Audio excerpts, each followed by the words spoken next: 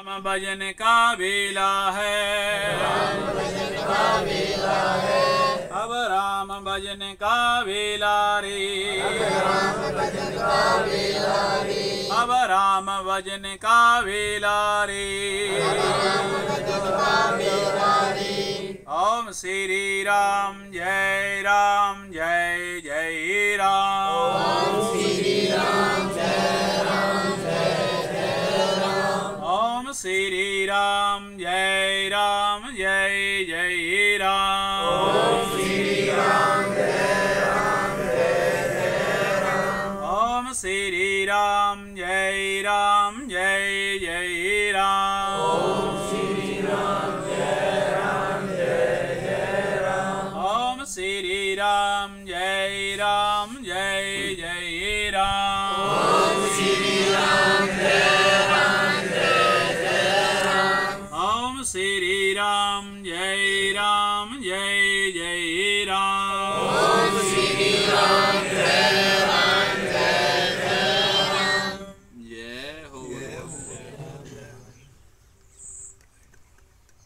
हो निश्चिंत करो मत चिंता, चोंच दाई सोई चिंत करेगो। पाओ पसार पारियो के मना सोबता, पेट दियो सोई पेट भरेगो। मां बोले निश्चिंत हो जो, चिंता ना करो। जिस भगवान ने अपन चोंच मुख दिता हैगा, ਉਹੀ ਭਗਵਾਨ ਜੀਵ ਦੀ ਚਿੰਤਾ ਕਰਦੇ ਨੇ। ਪੱਥਰਾਂ ਦੇ ਵਿੱਚ ਰਹਿਣ ਵਾਲੇ ਜੀਵ ਜੰਤੂਆਂ ਨੂੰ ਵੀ ਭਗਵਾਨ ਭੋਜਨ ਦਿੰਦੇ ਨੇਗੇ। ਮਾਰੇ ਭਗਵਾਨ ਦਇਆ ਕਰਕੇ ਸਾਰੇ ਜੀਵਾਂ ਦਾ ਪੇਟ ਭਰਦੇ ਨੇ, ਪਰ ਅਗਿਆਨਤਾ ਦੇ ਕਾਰਨ ਜੀਵ ਚਿੰਤਾ ਕਰਦਾ ਰਹਿੰਦਾ ਹੈ। ਮਾਰੇ ਚਿੰਤਾ ਨਾ ਕਰੋ, ਚਿੰਤਾ ਦੀ ਜਗ੍ਹਾ ਭਗਵਾਨ ਦਾ ਚਿੰਤਨ ਕਰੋ, ਭਗਵਾਨ ਦਾ ਭਜਨ ਕਰੋ। ਨਿਸ਼ਚਿੰਤ ਹੋ ਕੇ ਜਦੋਂ ਜੀਵ ਭਗਵਾਨ ਦਾ ਭਜਨ ਕਰਦਾ ਹੈ ਤਾਂ ਉਹਦੀ ਚਿੰਤਾ ਨੂੰ ਭਗਵਾਨ ਸਮਾਪਤ ਕਰ ਦਿੰਦੇ ਨੇਗੇ। ਮਹਾਂਪੁਰਖ ਕਹਿੰਦੇ ਕੋਈ ਪੁਜਾਰੀ ਸੀ, ਮੰਦਰ ਦੇ ਵਿੱਚ ਬੈਠ ਕੇ ਭਗਵਾਨ ਦੀ ਪੂਜਾ ਕਰਦਾ ਸੀ। ਤਾਂ ਕੋਈ ਵੀ ਉਸ ਮੰਦਰ ਦੇ ਵਿੱਚ ਚੜਾਵਾ ਨਹੀਂ ਚੜਦਾ ਸੀ। ਥੋੜਾ ਬਹੁਤਾ ਉਹਦਾ ਰੁਪਈਆ ਆਉਂਦਾ ਤਾਂ ਉਸ ਦੇ ਨਾਲ ਉਹਦਾ ਨਿਰਵਾਹ ਵੀ ਨਹੀਂ ਹੁੰਦਾ ਸੀ। ਤਾਂ ਸਰਦਾ ਭਾਵਨਾ ਦੇ ਕਾਰਨ ਉਸ ਬ੍ਰਾਹਮਣ ਨੇ ਮਨ ਦੇ ਵਿੱਚ ਸੰਕਲਪ ਕਰਿਆ, ਹੈ ਭਗਵਾਨ ਦੇਖੋ ਮੇਰਾ ਕਰਤੱਵ ਹੈ ਆਪ ਦੀ ਪੂਜਾ ਕਰਨੀ, ਵੇਦ ਬਾਣੀ ਪਾਠ ਪੂਜਾ ਆਪ ਨੂੰ ਸੁਣਾਉਣੀ, ਆਪ ਦੇ ਚਰਨਾਂ ਦੇ ਵਿੱਚ ਆਪਣਾ ਮਨ ਜੋੜਨਾ ਮੇਰਾ ਕਰਮ ਹੈ। ਮੈਂ ਬ੍ਰਾਹਮਣਾ ਵੇਦ ਪਾਠੀ ਹਾਂ, ਮੇਰਾ ਕਰਮ ਕਾਂਡ ਕਰਨ ਦਾ ਧਰਮ ਹੈਗਾ। ਅੱਗੇ ਦਾਨ ਦਕਸ਼ਣਾ ਦਿਵਾਉਣੀ ਉਹ ਆਪ ਜੀ ਦੀ ਕਿਰਪਾ ਹੈ। ਇਹ ਮਨ ਦੇ ਵਿੱਚ ਵਿਚਾਰ ਕੇ ਤਾਂ ਉਸ ਬ੍ਰਾਹਮਣ ਦੇਵਤਾ ਨੇ ਮਨ ਦੇ ਵਿੱਚ ਸੰਕਲਪ ਕਰਿਆ ਕਿ ਮੈਂ ਹਰ ਰੋਜ਼ 1 ਮਾਸ ਪ੍ਰਾਇਣ ਭਗਵਾਨ ਨੂੰ ਰਾਮਾਇਣ ਚਰਿਤ ਦਾ, ਰਾਮ ਚਰਿਤ ਮਾਨਸ ਦਾ ਸੁਣਾਇਆ ਕਰੂੰਗਾ। 1 ਮਹੀਨੇ ਦੇ ਵਿੱਚ ਉਹਦਾ ਭੋਗ ਪਊਗਾ। ਕੋਈ ਦਾਨ ਦਕਸ਼ਣਾ ਆ ਗਏ ਤਾਂ ਮੇਰਾ ਨਿਰਵਾਹ ਹੋ ਜਾਊਗਾ, ਔਰ ਨਾ ਵੀ ਆਈ ਤਾਂ ਇਹ ਸਾਰੀ ਪਾਠ ਪੂਜਾ ਮੈਂ ਭਗਵਾਨ ਦੇ ਹੀ ਅਰਪਣ ਕਰੂੰਗਾ। ਤਾਂ ਸਮਾਂ ਬੀਤਦਾ ਗਿਆ, ਲਗਾਤਾਰ ਭਗਵਾਨ ਦੇ ਨਾਮ ਦੀ ਪੂਜਾ ਚੱਲਦੀ ਗਈ। ਜਦੋਂ ਸਮਾਂ ਆਇਆ ਕਿ ਸਮਾਪਤੀ ਦੇ ਵਿੱਚ 2 ਦਿਨ ਰਹਿ ਗਏ ਤਾਂ ਰਾਮ ਭਗਵਾਨ ਨੇ ਹਨੂਮਾਨ ਜੀ ਨੂੰ ਕਿਹਾ, ਉਹ ਹਨੂਮਾਨ ਜੀ ਦੇਖੋ ਬ੍ਰਾਹਮਣ ਦੇਵਤਾ ਹੈਗਾ, ਹਰ ਰੋਜ਼ ਨਿਸ਼ਕਾਮ ਭਾਵਨਾ ਦੇ ਨਾਲ ਸੇਵਾ ਕਰਦਾ ਹੈਗਾ, ਇਹਦੀ ਕੋਈ ਦਾਨ ਦਕਸ਼ਣਾ ਦਾ ਪ੍ਰਬੰਧ ਕਰੋ। ਤਾਂ ਹਨੂਮਾਨ ਜੀ ਨੇ ਹੱਥ ਜੋੜ ਕੇ ਕਿਹਾ, ਮਹਾਰਾਜ ਆਪ ਜੀ ਦੱਸੋ ਤਾਂ ਸਹੀ किन्नी दान दक्षिणा चाहिदी हैगी। राम भगवान कहते 1000 रुपये का प्रबंध कर दो। कहना ठीक है महाराज, आप जी की किरपा हैगी तो मैं 1000 रुपये का प्रबंध कर दूंगा। महापुरुष उस समय कोई लोभी बंदा आया तो उन्हें ये गल नूं भगवान दे वचन और हनुमान जी दे वचनां नूं सुन लिया। लोभी का सुभाव हुंदा लालच करन दा।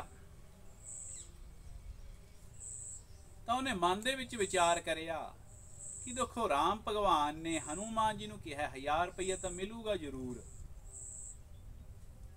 क्यों ना आपां जाके ब्राह्मण दे नाल ही ठेका कर लीए कि देखो 500 मैं तेनू पहला दे रहांगा, जे तेनू मंजूर है तो मैनू 500 रुपया बच जूगा। माने लोभी बंदा लोभ दे विच आके ही दुख भोगदा है। तो सीधा ब्राह्मण दे घरे गया और नमस्कार करी। ब्राह्मण देवता जी देखो आपदे पाठ की पूजा की दक्षिण हैगी। ब्राह्मण देवता ने विचार करे कि अज तक तो किसी ने पंजी नहीं टेकी हैगी। कहे देखो जी मेरी तो कोई संकल्प है नहीं, कोई इच्छा है नहीं, आप जी दसो की देओगे। तो लोभी पुरुष कहता मेरी तो देखो इच्छा है जो तुसी रामचरित मानस का पाठ करिएगा ये मैं 500 रुपया आप जी नूं दक्षिणा दे विच दे दूंगा और मंदिर दे विच चढ़ावा चाहे वध आवे चाहे घट आवे वो मेरा होगा। ब्राह्मण देवता ने विचार करिया कि देखो महीने खंड दे विच तां 1 रुपया नहीं आया हैगा, 500 रुपया कित्थों आ जाऊगा। तो कहना मैनू मंजूर है, मैनू 500 रुपया कैश दे दो, जिन्ना चढ़ावा चढ़ूगा वो सारा आप जी देगा। तो लोभी बंदे ने 500 रुपया ब्राह्मण देवते नूं देता और क्या देखो हुण लालच ना करियो, चढ़ावा चाहे वध चढ़े चाहे घट चढ़े वो मेरा होऊगा। तो ब्राह्मण देवता कहते देखो मैनू मंजूर है। तो जिस दिन भोग पैना सी तीसरे दिन तो हुण ब्राह्मण देवते नूं दक्षिणा पूर्ण रूप दे विच होगी। तो भोग पाया, भगवान नूं भोग लगा के पूजा करके तो उसे समय अपने घर नूं वापस चल पिया।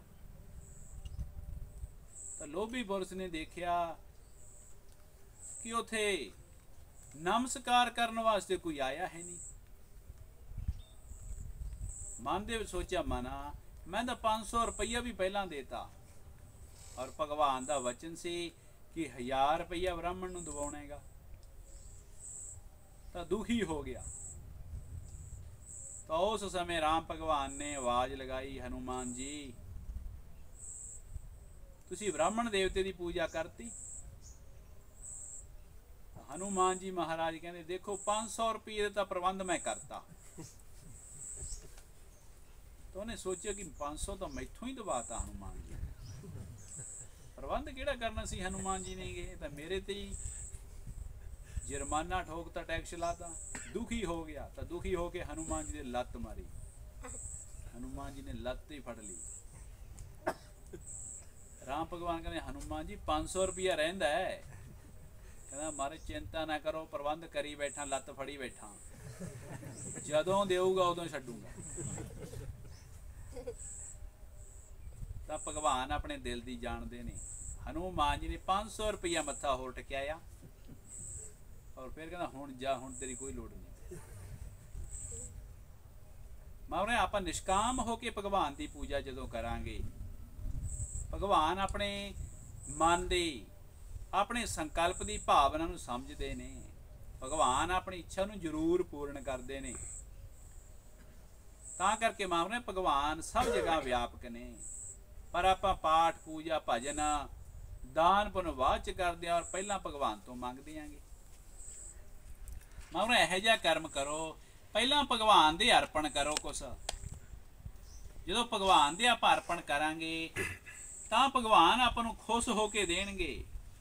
ਤਾਂ ਜੋ ਖੁਸ਼ ਹੋ ਕੇ ਵਧਾਉਣਗੇ ਉਹ ਅਮਰਤ ਹੁੰਦਾ ਹੈਗਾ। ਤਾਂ ਕਰਕੇ ਮਹਾਂਪੁਰਖ ਕਹਿੰਦੇ ਹੋ ਨਿਸ਼ਚਿੰਤ ਕਰੋ ਮਤ ਚਿੰਤਾ ਚੋਚ ਦਈ ਜੋ ਚਿੰਤ ਕਰੇਗੋ। ਔਰ ਨਿਸ਼ਚਿੰਤ ਹੋ ਜਾਓ, ਜਿਸ ਭਗਵਾਨ ਨੇ ਚੁੰਝ ਦਿੱਤੀ ਹੈਗੀ ਤਾਂ ਚਿੰਤਾ ਉਸ ਭਗਵਾਨ ਨੂੰ ਹੀ ਹੈਗੀ। ਪਾਓ ਪਸਾਰ ਪਰਿਓ ਕਿਮ ਨਾ ਸੋਵਤ ਪੇਟ ਦਿਓ ਸੋ ਪੇਟ ਭਰੇਗੋ। ਚਾਹੇ ਬੰਦਾ ਪੈਰ ਪਸਾਰ ਕੇ ਸੌਂ ਜੇ, ਪਰ ਭਗਵਾਨ ਨੇ ਜਿਹਨੇ ਪੇਟ ਦਿੱਤਾ ਹੈ ਉਹ ਪੇਟ ਭਰਦਾ ਹੈਗਾ, ਉਹ ਸਭ ਦਾ ਭਲਾ ਕਰਦਾ ਹੈਗਾ। जीव जिते जल में थल में पुनि पाहन में पहुँचाई दरेगो। भूख भूख पकारत है नर सुंदर तू कहाँ भूख मरेगो। माने जल दे विच थल दे विच पृथ्वी दे विच हजारां जीव ने, भगवान सब नूं चोगा दिंदे नेगे। मारे भुखे जीव जो पुकारते ने तो उन्होंने पुकार भगवान के पास पहुँचती हैगी, तो भगवान किसी को भुखा नहीं रहन देंदे हैगे। तां करके महापुरुष समझाते ने कि जिस भगवान ने आपां नूं मनुखा जन्म देता तो भगवान आपां नूं भुखे क्यों मरन देऊगा। पर अपनी कल्पना पूरी नहीं हुंदी, अपनी तृष्णा भरदी नहीं हैगी, फिर भी मन दे विच भुख लगी रहिंदी हैगी। तां करके महापुरुष कहते तृष्णा ना करो, धर्म नूं अपनाओ। जिस जीव ने धर्म नूं अपना लिया तां भगवान धर्म दे देख के भावना नूं देख के जीव नूं फल दिंदे ने। जीव दी जही जी भावना हुंदी है उहदा फल भगवान जरूर दिंदे ने। चंगी भावना होई तां जीव नूं हज़ारां गुणा वध के मिलदा है, जे माड़ी भावना होई तो मिलूगा वह भी हज़ारां गुणा ही, पर वह फल बुरा मिलता है। बुरा क्यों मिलता है? मगर अज राजा सी अजय सू रोवै भिक्षा खाए। अज राजे नूं भिक्षा खा के रोना पिया। क्यों रोना पिया? भिक्षा दे विच बंदा दान दिंदा हैगा।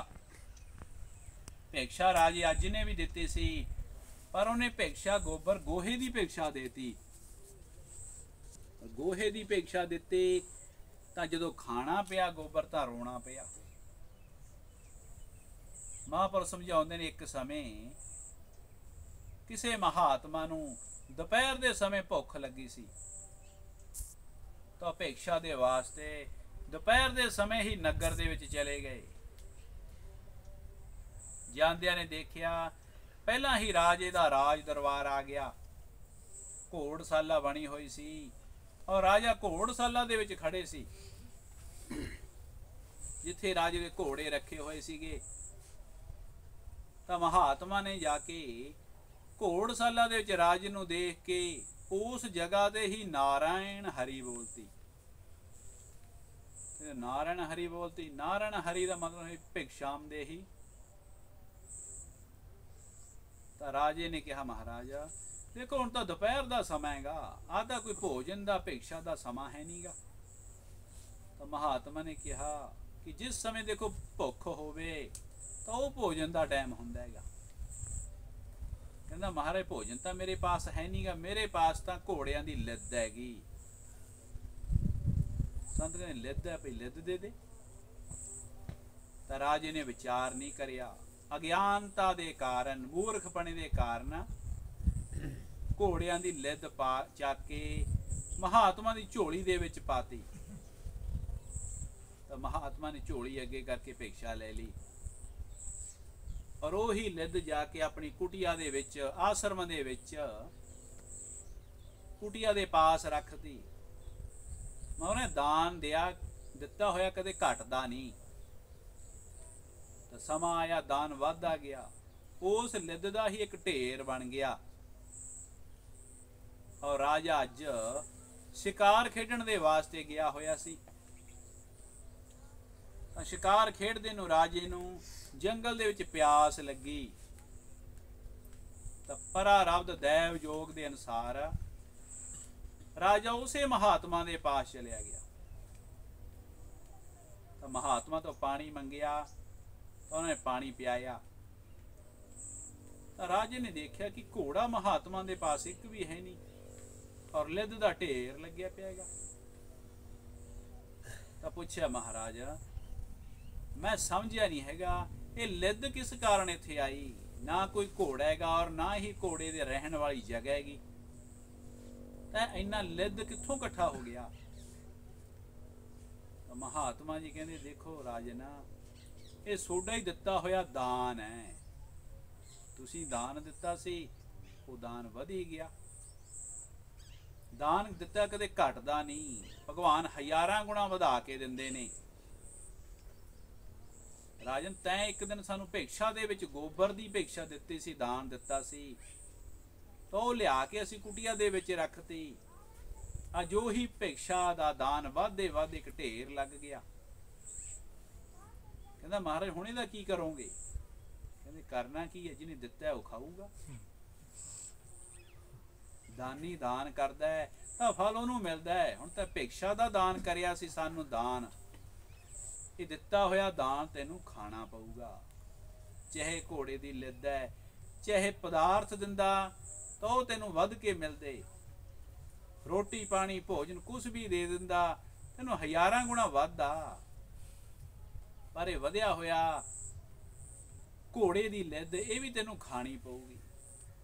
ਤਾਂ ਚਰਨਾਂ ਦੇ ਵਿੱਚ ਡਿੱਗ ਪਿਆ, ਮਹਾਰਾਜ ਮੈਥੋਂ ਗਲਤੀ ਹੋ ਗਈ, ਮੈਂ ਅਗਿਆਨਤਾ ਦੇ ਕਾਰਨ ਤੁਹਾਨੂੰ ਘੋੜੇ ਦੀ ਲਿੱਦ ਦੇ ਦਿੱਤੀ।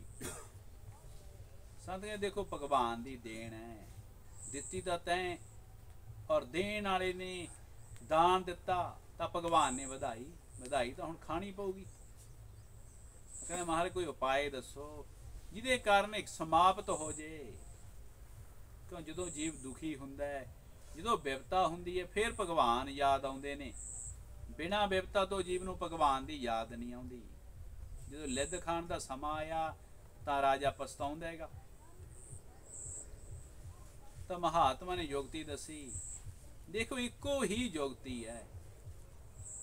ਜੋ ਜੀਵ ਆਪਣੇ ਪਾਪ ਖਤਮ ਕਰਨੇ ਚਾਹੁੰਦਾ ਹੈ, ਆਪਣਾ ਮੂੰਹ ਕਾਲਾ ਕਰਕੇ ਦੂਸਰਿਆਂ ਤੋਂ ਨਿੰਦਿਆ ਕਰਵਾਵੇ, ਤਾਂ ਨਿੰਦਿਆ ਕਰਨ ਵਾਲੇ ਦੇ ਕਾਰਨ ਤੇਰੇ ਪਾਪ ਖਤਮ ਹੋ ਸਕਦੇ ਨੇ। ਤਾਂ ਇਹ ਗੁਰਬਾਣੀ ਚ ਲਿਖਿਆ, ਨਿੰਦਕ ਨੇੜੇ ਰਾਖੀ ਆਂਗਣ ਕੁੜੀ ਛਪਾਏ। ਨਿੰਦਕ ਨੂੰ ਨੇੜੇ ਰੱਖੋ। ਆਪਾਂ ਨੂੰ ਤਾਂ ਡਰ ਲੱਗਦਾ ਕਿ ਆਪਾਂ ਸੇਵਾ ਕਰਦੇ ਹਾਂ, ਲੋਕ ਆਪਣੀ ਨਿੰਦਿਆ ਕਰਦੇ ਨੇ, ਪਰ ਮਹਾਂਪੁਰਖ ਕਹਿੰਦੇ ਨਿੰਦਕ ਨੂੰ ਨੇੜੇ ਰੱਖੋ। ਜਿੰਨਾ ਨਿੰਦਕ ਆਪਣੀ ਨਿੰਦਿਆ ਕਰੂਗਾ ਉਹਨੇ ਆਪਣੇ ਪਾਪ ਝੜੀ ਜਾਣਗੇ ਔਰ ਆਪਾਂ ਨੂੰ ਪੁੰਨ ਮਿਲੀ ਚੱਲੂਗਾ। ਤਾਂ ਮਹਾਤਮਾ ਨੇ ਕਿਹਾ ਕਿ ਦੇਖੋ ਨਿੰਦਿਆ ਕਰਵਾਉਣੀ ਸ਼ੁਰੂ ਕਰ ਦੋ। ਜਿੰਨੀ ਜਿੰਨੀ ਲੋਕ ਤੁਹਾਡੇ ਤੇ ਨਿੰਦਿਆ ਕਰਨਗੇ, ਉਸ ਨਿੰਦਿਆ ਦੇ ਕਾਰਨ ਲਿੱਧ ਖਤਮ ਹੋਈ ਜਾਊਗੀ, ਪਰ ਮੂਲ ਖਤਮ ਨਹੀਂ ਹੋਊਗਾ। ਦਿੱਤਾ ਹੋਇਆ ਆਪਣੇ ਹੱਥਾਂ ਦੇ ਨਾਲ ਦਾਨ ਤਾਂ ਤੈਨੂੰ ਖਾਣਾ ਪਊਗਾ। ਤਾਂ ਰਾਜੇ ਨੇ ਕੋਈ ਗਲਤ ਕਰਮ ਨਹੀਂ ਕਰਿਆ, ਫੇਰ ਵੀ ਆਪਦੀ ਨਿੰਦਿਆ ਕਰਵਾਈ। ਗਧੇ ਤੇ ਚੜ ਕੇ ਕਾਲਾ ਮੂੰਹ ਕਰਕੇ ਆਪਣਾ ਕਲੰਕ ਧੋਤਾ, ਤਾਂ ਜਾ ਕੇ ਦਿੱਤੀ ਹੋਈ ਘੋੜੇ ਦੀ ਲਿੱਦ ਦਾਨ ਦੇ ਵਿੱਚ ਜੋ ਵਿਆਜ ਬਣਿਆ ਸੀ ਉਹ ਸਮਾਪਤ ਹੋਇਆ। ਮੂਲ ਫਿਰ ਵੀ ਸਮਾਪਤ ਨਹੀਂ ਹੋਇਆ ਹੈਗਾ। ਤਾਂ ਮੂਲ ਖਾ ਕੇ ਫੇਰ ਹੀ ਰਾਜੇ ਦਾ ਦਿੱਤਾ ਹੋਇਆ ਦਾਨ ਪੂਰਨ ਹੋਇਆ। ਤਾਂ ਕਰਕੇ ਮਹਾਂਪੁਰਖ ਅਜੈ ਸੁਰੋਵੈ ਭਿਕਸ਼ਾ ਖਾਏ। ਭਿਕਸ਼ਾ ਖਾ ਕੇ ਰਾਜੇ ਨੂੰ ਰੋਣਾ ਪਿਆ ਸੀ, ਕਿਉਂਕਿ ਦਾਨ ਗਲਤ ਦੇ ਬੈਠਿਆ। ਮਾਨੇ ਦਾਨ ਕਦੇ ਵੀ ਮਾੜੀ ਚੀਜ਼ ਦਾ ਦੇਵੋ ਨਾ। ਜਿਹੀ ਜੀ ਚੀਜ਼ ਆਪਾਂ ਦੇਵਾਂਗੇ ਉਹੀ ਚੀਜ਼ ਆਪਾਂ ਨੂੰ ਇੱਕ ਦਿਨ ਖਾਣੀ ਪਊਗੀ। ਤਾਂ ਕਰਕੇ ਦਾਨ ਚਾਹੇ ਥੋੜਾ ਦੇ ਦਿਓ, ਪਰ ਚੰਗੇ ਪਦਾਰਥਾਂ ਦਾ ਦਾਨ ਦੇਵੋ, ਜਿਹਦੇ ਕਾਰਨ ਭਗਵਾਨ ਆਪਾਂ ਨੂੰ ਵੀ ਵਧਾ ਕੇ ਦੇਵੇ। ਹਜ਼ਾਰਾਂ ਗੁਣਾ ਆਪਾਂ ਨੂੰ ਵੱਧ ਕੇ ਜਦੋਂ ਆਊਗਾ ਉਹ ਸ਼ੁਭ ਹੋਵੇ। ਜੇਕਰ ਉਹ ਬੁਰਾ ਨਿਕਲ ਗਿਆ ਤਾਂ ਆਪਾਂ ਨੂੰ ਉਹਦਾ ਦੰਡ ਇੱਕ ਦਿਨ ਭੁਗਤਣਾ ਪਊਗਾ। ਇੱਕ ਇੱਕ ਗੱਲ ਕਹੀ ਦਾ ਦੰਡ ਜੀਵ ਨੂੰ ਭੁਗਤਣਾ ਪੈ ਜਾਂਦਾ ਹੈਗਾ। ਮਗਰ ਇੱਕ ਸਮੇਂ ਜਨਮੇਜੇ ਦੇ ਮਨ ਦੇ ਵਿੱਚ ਹੰਕਾਰ ਸੀ। ਤਾਂ ਜਨਮੇਜੇ ਦੇ ਮਨ ਦੇ ਵਿੱਚ ਆਇਆ ਤਾਂ ਉਹਨੇ ਜਾ ਕੇ ਵੇਦ ਵਿਆਸ ਜੀ ਮਹਾਰਾਜ ਨੂੰ ਕਿਹਾ, ਮਹਾਰਾਜ ਦੇਖੋ, ਜਿਸ ਸਮੇਂ ਮੇਰੇ ਦਾਦਾ ਪੜਦਾਦਾ ਯੁੱਧ ਲੜੇ ਸੀ, ਭੀਮਸੈਨ ਆਦਿ ਪਾਂਡਵ, ਉਸ ਸਮੇਂ ਖੁਦ ਕ੍ਰਿਸ਼ਨ ਭਗਵਾਨ ਸੀ, ਦ੍ਰੋਣਾਚਾਰੀਆ ਸੀ, ਭੀਸ਼ਮ ਪਤਾਮਾ ਸੀ, ਕਿਰਪਾਚਾਰੀਆ ਸੀ। ਉਹਨਾਂ ਨੇ ਯੁੱਧ ਨੂੰ ਰੋਕਿਆ ਕਿਉਂ ਨਹੀਂ? ਕ੍ਰਿਸ਼ਨ ਭਗਵਾਨ ਤਾਂ ਸਮਰੱਥ ਸੀ, ਤਾਂ ਰੋਕ ਸਕਦੇ ਸੀਗੇ, ਤਾਂ ਯੁੱਧ ਰੁਕ ਜਾਂਦਾ। ਤਾਂ ਵੇਦ ਵਿਆਸ ਜੀ ਮਹਾਰਾਜ ਨੇ ਕਿਹਾ, ਉਹ ਜਨਮੇਜੈ, ਜੋ ਹੋਣਹਾਰ ਹੈ ਜੀਵ ਦੀ, ਉਹ ਟਲਦੀ ਨਹੀਂ। ਤੁਲਸੀ ਜਸ ਬਬ ਤੱਬਿਆ ਤਾ ਤੈਸੀ ਮਿਲੀ ਸਹਾਈ, ਆਪਣੇ ਆਵੇ ਤਾਂ ਹੀ ਪਹੀ ਤਾਂ ਹੀ ਤਹਾਂ ਲੈ ਜਾਈ। ਜੋ ਹੋਣਹਾਰ ਹੈ, ਜਾਂ ਤਾਂ ਹੋਣਹਾਰ ਦੇ ਪਾਸ ਬੰਦਾ ਪਹੁੰਚ ਜਾਂਦਾ ਹੈਗਾ, ਔਰ ਜਾਂ ਹੋਣਹਾਰ ਬੰਦੇ ਦੇ ਪਾਸ ਆ ਜਾਂਦੀ ਹੈਗੀ। ਤਾਂ ਜਨਮੇਜੇ ਨੂੰ ਵਿਸ਼ਵਾਸ ਨਹੀਂ ਹੋਇਆ। ਕਹਿੰਦਾ, ਮਹਾਰਾਜਾ ਖੁਦ ਕ੍ਰਿਸ਼ਨ ਭਗਵਾਨ ਹੁੰਦੇ, ਮੇਰੇ ਪਰਦਾਦਾ ਵਰਗੇ ਭੀਸ਼ਮ ਪਤਾਮਾ ਦ੍ਰੋਣਾਚਾਰੀਆ ਗੁਰੂ ਹੁੰਦੇ ਹੋਏ ਪਾਂਡਵਾਂ ਦਾ ਸਮਝੌਤਾ ਨਹੀਂ ਕਰਾ ਸਕੇ। ਮਹਾਭਾਰਤ ਦਾ ਯੁੱਧ ਹੋਇਆ ਤਾਂ ਕਿੰਨਾ ਨੁਕਸਾਨ ਹੋਇਆ। ਤਾਂ ਬਹੁਤ ਸਮਝਾਇਆ ਵੇਦ ਵਿਆਸ ਜੀ ਮਹਾਰਾਜ ਨੇ, ਪਰ ਮੰਨਿਆ ਹੈ ਨਹੀਂ। ਤਾਂ ਵੇਦ ਵਿਆਸ ਜੀ ਮਹਾਰਾਜ ਦੇ ਮਨ ਦੇ ਵਿੱਚ ਕ੍ਰੋਧ ਆ ਗਿਆ। ਉਹ ਮੂਰਖ, ਇੱਕ ਦਿਨ ਸਮਾਂ ਤੇਰੇ ਦੇ ਉੱਪਰ ਇਹੋ ਜਿਹਾ ਆਊਗਾ, ਦੇਖ ਤੇਰੀ ਭਾਵੀ ਤੇਰੇ ਸਾਹਮਣੇ ਆਉਣ ਵਾਲੀ ਹੈਗੀ, ਤੂੰ ਵਿਚਾਰ ਕਰ ਲੈ, ਤੂੰ ਭਾਵੀ ਤੋਂ ਬਚ ਜਾ। ਇੱਕ ਦਿਨ ਤੂੰ ਯੱਗ ਕਰੇਗਾ, ਔਰ ਯੱਗ ਦੇ ਵਿੱਚ ਰਾਣੀ ਦੇ ਕੱਪੜੇ ਹਵਾ ਨਾਲ ਉੱਡਣਗੇ, ਔਰ ਉਸ ਸਮੇਂ ਬ੍ਰਾਹਮਣ ਦੇਵਤੇ ਨੂੰ ਹਾਸੀ ਆਊਗੀ। ਤਾਂ ਕ੍ਰੋਧ ਦੇ ਵਿੱਚ ਆ ਕੇ ਤੂੰ 18 ਬ੍ਰਾਹਮਣਾਂ ਨੂੰ ਮਾਰੇਗਾ, ਔਰ ਉਹ ਇਸਤਰੀ ਤੈਨੂੰ ਸਮੁੰਦਰ ਦੇ ਕਿਨਾਰੇ ਤੋਂ ਮਿਲੂਗੀ, ਦਕਸ਼ਣ ਦਿਸ਼ਾ ਦੇ ਵਿੱਚ ਮਿਲੂਗੀ। ਤੇਰੀ ਵਿਆਹ ਕਰਾਉਣ ਦੀ ਇੱਛਾ ਹੋਊਗੀ, ਉਸ ਬ੍ਰਾਹਮਣਾਂ ਦੇ ਸਰਾਪ ਦੇ ਕਾਰਨ ਤੇਰੇ ਸਰੀਰ ਦੇ ਉੱਪਰ ਕੋੜ ਚੱਲ ਜੂਗਾ। ਜਨਮੇਜ ਜੀ ਨੇ ਕਿਹਾ, ਮਹਾਰਾਜਾ ਦੇਖੋ, ਮੇਰਾ ਤਾਂ ਵਿਆਹ ਹੋਇਆ, ਮੈਨੂੰ ਕਾਸੇ ਦੀ ਜ਼ਰੂਰਤ ਹੀ ਹੈ ਨਹੀਂ, ਮੈਂ ਕਿਉਂ ਕਿਸੇ ਇਸਤਰੀ ਦੇ ਨਾਲ ਵਿਆਹ ਕਰਵਾਉਂਗਾ, ਮੈਨੂੰ ਕੀ ਲੋੜ ਹੈਗੀ। ਵੇਦ ਵਿਆਸ ਜੀ ਨੇ ਕਿਹਾ, ਜੋ ਹੋਣਹਾਰ ਆ ਉਹ ਟਲਦੀ ਨਹੀਂ। ਜੀਵ ਬਹੁਤ ਯਤਨ ਕਰਦਾ ਹੈ, ਪਰ ਹੋਣੀ ਅੱਗੇ ਖੜੀ ਹੁੰਦੀ ਹੈਗੀ। ਤਾਂ ਸਮਾਂ ਆਇਆ, ਜਨਮੇਜਾ ਇੱਕ ਦਿਨ ਕਾਲੇ ਘੋੜੇ ਦੇ ਉੱਪਰ ਸਵਾਰ ਹੋ ਕੇ ਦਕਸ਼ਣ ਦਿਸ਼ਾ ਦੇ ਵੱਲ ਸਮੁੰਦਰ ਦੇ ਕਿਨਾਰੇ ਚਲਿਆ ਗਿਆ। ਤਾਂ ਦੇਖਿਆ ਕਿ ਉੱਥੇ ਇੱਕ ਬਹੁਤ ਸੁੰਦਰ ਇਸਤਰੀ ਸੀ, ਜਿਹਨੂੰ ਦੇਖ ਕੇ ਜਨਮੇਜੇ ਦਾ ਮਨ ਬੇਈਮਾਨ ਹੋ ਗਿਆ। ਤਾਂ ਉਹਨੂੰ ਕਿਹਾ ਕਿ ਦੇਖੋ, ਤੁਸੀਂ ਮੇਰੇ ਨਾਲ ਵਿਆਹ ਕਰਵਾ ਲਓ। ਤਾਂ ਇਸਤਰੀ ਕਹਿੰਦੀ, ਦੇਖੋ ਅੱਜ ਸਮਾਂ ਹੈਗਾ, ਮੈਂ ਅੱਜ ਹੀ ਤੁਹਾਡੇ ਨਾਲ ਵਿਆਹ ਕਰਵਾ ਸਕਦੀ ਹਾਂਗੀ। ਤਾਂ ਜਨਮੇਜਾ ਰਾਜਾ ਨੂੰ ਘੋੜੇ ਦੇ ਉੱਪਰ ਚੜਾ ਕੇ ਘਰੇ ਲੈ ਕੇ ਆਇਆ। ਜਦੋਂ ਘਰੇ ਲੈ ਕੇ ਆਇਆ ਤਾਂ ਉਹਨੇ ਦੇਖਿਆ ਕਿ ਤੁਸੀਂ ਵਚਨ ਕਰਿਆ ਸੀ ਤਾਂ ਵਿਆਹ ਕਰਵਾਓ। ਤਾਂ ਜਨਮੇਜੇ ਨੇ ਪੁੱਛਿਆ, ਤਾਂ ਜੋ ਬ੍ਰਾਹਮਣ ਸੀ ਕਰਮਕਾਂਡੀ, ਉਹ ਹਰਿਦੁਆਰ ਗਏ ਹੋਏ ਸੀ, ਤਾਂ ਉਹਨਾਂ ਦੇ ਬੱਚੇ ਸੀ। ਜਨਮੇਜੇ ਨੇ ਕਿਹਾ, ਦੇਖੋ ਆਪਾਂ ਕੱਲ ਨੂੰ ਵਿਆਹ ਕਰਵਾ ਲਾਂਗੇ। ਤਾਂ ਇਸਤਰੀ ਕਹਿੰਦੀ, ਦੇਖੋ ਕੱਲ ਨਹੀਂ ਮੈਂ ਦੇਖਦੀ, ਕੱਲ ਕਹੋਗੇ ਤਾਂ ਮੈਂ ਜਾ ਰਹੀ ਹਾਂਗੀ, ਵਿਆਹ ਕਰਵਾਉਣਾ ਹੈ ਤਾਂ ਅੱਜ ਹੀ ਮੇਰੇ ਦੇ ਨਾਲ ਵਿਆਹ ਕਰਵਾਓ। ਤਾਂ ਜਨਮੇਜੇ ਨੇ ਉਸ ਜਵਾਨੀ ਉਮਰ ਵਾਲੇ ਬ੍ਰਾਹਮਣਾਂ ਨੂੰ ਬੁਲਾਇਆ। ਤਾਂ ਫੇਰਿਆਂ ਦਾ ਕਰਵਾਉਣ ਦੇ ਵਾਸਤੇ, ਵਿਧੀ ਵਿਧਾਨ ਦੇ ਨਾਲ ਵਿਆਹ ਕਰਵਾਉਣ ਦੇ ਵਾਸਤੇ ਤਿਆਰੀ ਕਰੀ। ਤਾਂ ਉਹਨਾਂ ਨੇ ਵਿਆਹ ਕਰਵਾਇਆ, ਔਰ ਜਿਹੜੇ ਸਮੇਂ ਵਿਆਹ ਕਰਵਾ ਕੇ ਰਾਣੀ ਉਹਨਾਂ ਨੂੰ ਭੋਜਨ ਸਕਾ ਰਹੀ ਸੀ, ਤਾਂ ਉਸ ਸਮੇਂ ਹਵਾ ਦੇ ਨਾਲ ਉਹਦਾ ਵਸਤਰ ਉੱਡ ਗਿਆ।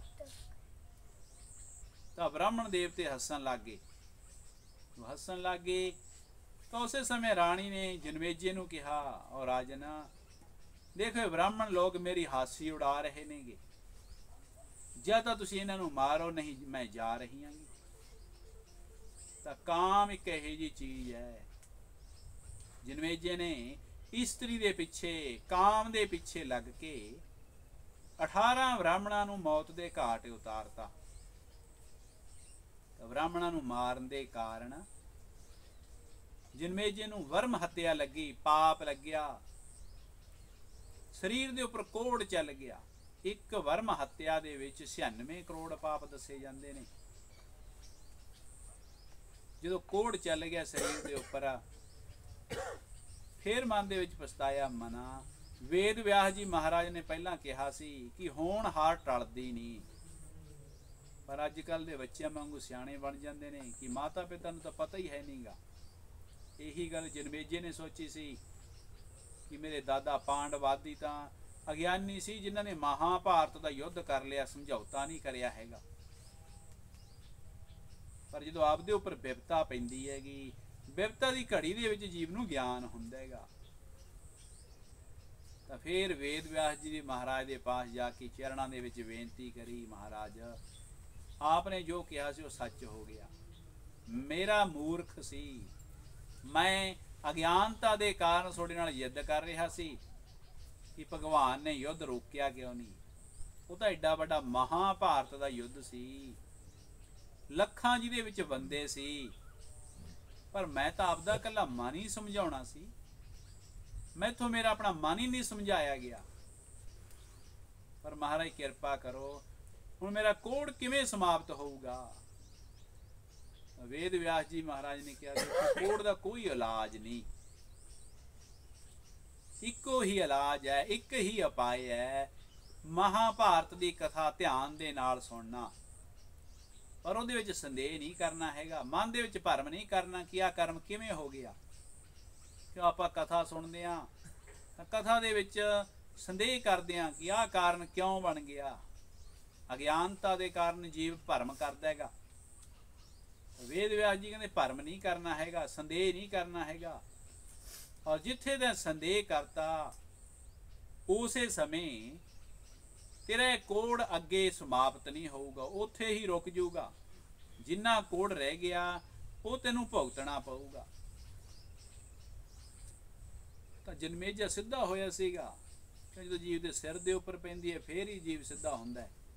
ਕਹਿੰਦਾ ਮਹਾਰਾਜ ਦੇਖੋ, ਮੈਨੂੰ ਆਪ ਜੀ ਕਥਾ ਸੁਣਾਓ, ਮੈਂ ਨਿਸ਼ਚਿੰਤ ਹੋ ਕੇ ਭਗਵਾਨ ਦੇ ਨਾਮ ਦੀ ਮਹਾਭਾਰਤ ਕਥਾ ਸੁਣੂੰਗਾ। ਤਾਂ ਵੇਦ ਵਿਆਸ ਜੀ ਮਹਾਰਾਜ ਨੇ ਮਹਾਭਾਰਤ ਕਥਾ ਸੁਣਵਾਈ ਆਪਣੇ ਸਿਸ਼ ਤੋਂ। ਤਾਂ ਜਿਸ ਸਮੇਂ ਕਥਾ ਸੁਣ ਰਿਹਾ ਸੀ ਤਾਂ ਕਥਾ ਦੇ ਅੰਤ ਦੇ ਵਿੱਚ ਜਿੱਥੇ ਮਹਾਭਾਰਤ ਦਾ ਯੁੱਧ ਦਾ ਪ੍ਰਸੰਗ ਆਇਆ ਕਿ ਦੇਖੋ ਭੀਮ ਸੈਨ ਦੇ ਵਿੱਚ ਇੰਨਾ ਬਲ ਸੀ, 10,000 ਹਾਥੀਆਂ ਦਾ ਬਲ ਸੀ ਕਿ ਉਹਨੇ ਹਾਥੀ ਆਕਾਸ਼ ਦੇ ਵਿੱਚ ਚਾੜਤੇ ਸੀਗੇ। ਅੱਜ ਵੀ ਉਹ ਆਕਾਸ਼ ਦੇ ਵਿੱਚੋਂ ਹਾਥੀ ਵਾਪਸ ਨਹੀਂ ਆਏ ਹੈਗੇ। ਤਾਂ ਉਸ ਜਗ੍ਹਾ ਤੇ ਜਨਮੇਜੇ ਨੂੰ ਮਨ ਦੇ ਵਿੱਚ ਭਰਮ ਹੋ ਗਿਆ, ਮਹਾਰਾਜ ਦੇਖੋ ਹਾਥੀ ਆਕਾਸ਼ ਦੇ ਵਿੱਚ ਚਾੜ ਤਾਂ ਦਿੱਤੇ ਪਰ ਵਾਪਸ ਨਹੀਂ ਆਏ, ਹੋ ਹੀ ਨਹੀਂ ਸਕਦਾ ਹੈਗਾ। ਹਾਥੀ ਕੋਈ ਛੋਟਾ ਜਾਨਵਰ ਤਾਂ ਹੈ ਨਹੀਂਗਾ। ਤਾਂ ਜਨਮੇਜੇ ਦੇ ਵਚਨਾਂ ਨੂੰ ਸੁਣ ਕੇ ਵੇਦ ਵਿਆਸ ਜੀ ਨੇ ਕਿਹਾ ਗਲਤ ਹੈ ਤੇਰੀ ਗੱਲ, ਤੈਂ ਸੰਦੇਹ ਨਹੀਂ ਕਰਨਾ ਸੀ, ਜਿੰਨਾ ਤੇਰਾ ਕੋੜ ਰਹਿ ਗਿਆ ਹੁਣ ਸਮਾਪਤ ਨਹੀਂ ਹੋਊਗਾ। ਲਾਸਟ ਤੇ ਪੈਰ ਦੇ ਅੰਗੂਠੇ ਦੇ ਉੱਪਰ ਕੋੜ ਆ ਗਿਆ ਸੀ, ਪਰ ਅੰਗੂਠੇ ਦੇ ਉੱਪਰ ਕੋੜ ਸਮਾਪਤ ਨਹੀਂ ਹੋਇਆ। ਤਾਂ ਕਰਕੇ ਜਨਮੇਜੇ ਨੂੰ ਆਪਦੇ ਕਰਮ ਦਾ ਫਲ ਭੁਗਤਣਾ ਪਿਆ। ਜਿਸ ਭੀਮ ਸੈਨ ਦੇ ਵਿੱਚ 10,000 ਹਾਥੀਆਂ ਦਾ ਬਲ ਸੀ, ਉਹਨੂੰ ਇੱਕ ਹਾਥੀ ਕੀ ਵਾਲਾ ਸੀ, ਵਾਜੂ ਪੁੱਤਰ ਸੀ। ਦੇਖੋ 49 ਪ੍ਰਕਾਰ ਦੀ ਹਵਾ ਚੱਲਦੀ ਹੈ। ਪਵਨ ਦਾ ਪੁੱਤਰ ਸੀਗਾ ਭੀਮ ਸੈਨ, ਹਨੂਮਾਨ ਜੀ ਵੀ ਔਰ ਭੀਮ ਸੈਨ ਦੋਨੇ ਪਵਨ ਪੁੱਤਰ ਕਹੇ ਜਾਂਦੇ ਨੇ। ਜੋ ਪਵਨ ਦਾ ਪੁੱਤਰ ਸੀ ਉਹ ਕੁਝ ਵੀ ਕਰ ਸਕਦਾ ਸੀ, ਅਵਤਾਰ ਸੀ ਭਗਵਾਨ ਦਾ। ਤਾਂ ਕਰਕੇ ਸੰਦੇਹ ਕਰਨ ਦੇ ਕਾਰਨ ਜਨਮੇਜੇ ਦਾ ਕੋੜ ਸਮਾਪਤ ਨਹੀਂ ਹੋਇਆ ਹੈਗਾ। ਤਾਂ ਕਰਕੇ ਮਹਾਰਾਜ ਕਥਾ ਦੇ ਵਿੱਚ ਜੀਵ ਨੂੰ ਸੰਦੇਹ ਨਹੀਂ ਕਰਨਾ ਚਾਹੀਦਾ। ਐਡੇ ਐਡੇ ਵਲੀ, ਐਡੇ ਐਡੇ ਯੋਧਾ, ਐਡੇ ਐਡੇ ਭਗਤ ਹੋ ਕੇ ਤੁਰ ਗਏ ਨੇਗੇ ਜਿਨ੍ਹਾਂ ਦੀ ਕੋਈ ਸੀਮਾ ਨਹੀਂ। ਜੀਵ ਤਪੱਸਿਆ ਕਰਕੇ ਭਜਨ ਕਰਕੇ ਕੁਛ ਵੀ ਪ੍ਰਾਪਤ ਕਰ ਸਕਦਾ ਹੈਗਾ, ਪਰ ਜੀਵ ਦੇ ਮਨ ਦੇ ਵਿੱਚ ਵਿਸ਼ਵਾਸ ਭਗਤੀ ਹੋਣੀ ਚਾਹੀਦੀ ਹੈ। ਤਾਂ ਕਰਕੇ ਮਹਾਂਪੁਰਖ ਧਰਮ ਕਰਿਆ ਹੋਇਆ ਕਦੇ ਵੀ ਵਿਅਰਥ ਨਹੀਂ ਜਾਂਦਾ ਹੈਗਾ। ਧਰਮ ਅਮਰ ਹੈ, ਪਰ ਜੋ ਜੀਵ ਬੁਰੇ ਕਰਮ ਕਰ ਬੈਠਦਾ ਹੈ ਉਹਦਾ ਵੀ ਫਲ ਜੀਵ ਨੂੰ ਭੁਗਤਣਾ ਪੈਂਦਾ ਹੈ। रोवै जन्मेजा खोए गया, एक ही कारण पापी भया। एक गलती करन दे कारण जन्मेजी नूं दुबारे रोना पिया, क्योंकि जन्मेजी दा कोड़ समाप्त नहीं होया हैगा। तां करके मामले कदे बुरा कर्म ना करो, कदे भी धर्म तो उल्ट ना चलो। जो जीव शुभ कर्म करदा है ਉਹਦਾ फल ਆਪਾਂ ਨੂੰ शुभ मिले, पर बुरा कर्म ना करो ਜਿਹਦੇ ਕਾਰਨ ਦੁੱਖਾਂ ਦੀ ਘੜੀ ਜੀਵਤ ਨੂੰ ਭੁਗਤਣੀ ਪਵੇ ਔਰ ਦੁੱਖਾਂ ਦਾ ਪਹਾੜ ਆ ਕੇ ਜੀਵ ਦੇ ਉੱਪਰ ਆ ਜਾਏ। ਮਗਰ ਇਹੋ ਜਿਹਾ ਗਲਤ ਕਰਮ ਨਾ ਕਰੋ। ਜੈ ਹੋ। ओम श्री राम जय राम जय जय राम। ओम श्री राम जय राम जय जय राम। ओम श्री राम जय राम जय जय राम। ओम श्री राम जय राम जय जय राम। ओम श्री राम जय राम जय जय राम। ओम श्री राम श्री राम जय राम जय जय राम। ओम श्री राम जय राम जय जय राम। ओम श्री राम जय राम जय